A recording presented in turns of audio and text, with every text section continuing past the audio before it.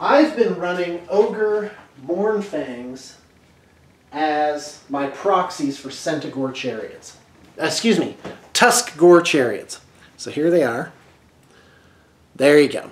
So the conversion you want to make is to put a Bestigore on this, give him a spear rack, call that the spear guy, and then run these. And they're on this nicely sized base. I love Tuskgore Chariots. They're fantastic. First off, they're Brayherd, so they get all the advantages that synergize with this army. They're 60 points, so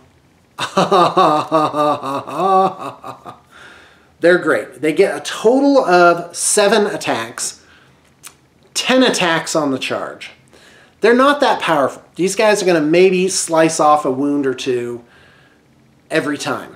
And so they don't hit that hard, but they reroll charges and they move 10 inches. So they can really get where you want.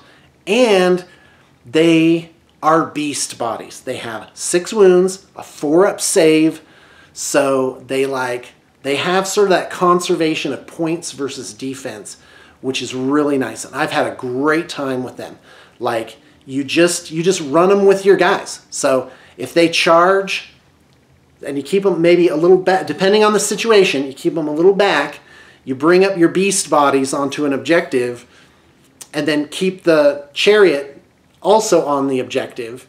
So if they run a big guy up, annihilate your gores or whatever, the chariot's still sitting there. Like, it's hard for them to, it's hard to get rid of the chariots too, is what I'm saying. And they can help you for drop shenanigans too. It's like, okay, I put down a Tuskgore Chariot, and then I put 30 Bestigores into reserve. So you can sort of play with the numbers there, the points versus the drops. So love them, and they get +1 to hit versus things with 10 or more models. It's not that big a deal. It's only with part of their attacks. And you can add 1 to the attacks characteristic of each of the melee weapons in a charge. Again, 7 attacks on the charge, 10 attacks on the charge, 7 normally. And they're not bad. For 60 points, I plan on, these guys are a staple of my list. And that's because they allow you to put guys in ambush. Now, the other thing, though, is that what I'm trying next is I just want to have 90 Bestigores and just clobber and time them right up the middle of the board. All right, I think that's all my unit comments. Let's just kind of go through the whole list real quick. So Marauding Brayherd, which is the bigger of the 2 battalions for Brayherds, that one is easily your 2,000 point 1-drop. What would I take? I think I'm going to take Harpies for their sort of like bravery shenanigans. And those are from the old Chaos book. Let's see, Gores, Ungores. Yeah, I talked about almost everything on here. The Minotaurs, I'm so sad for them. Like, I love the models. I painted up 6 of them, and I just can't do it. The Gorgons, I've gotten wiped out every time taking the giant Gorgons. I don't know. I've got mixed feelings. I definitely want to round up 10 Centaurs and see what happens with that. I think with the reroll to wounds, they could take a lot of those bigger targets. And, you know, if you're going to play Beasts of Chaos, be prepared to be disappointed. Like, don't go in thinking this is some kind of power army with, like, you know, really strong units.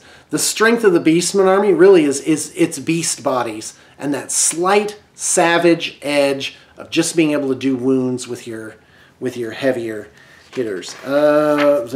Jabberslythe. That's what I love to include.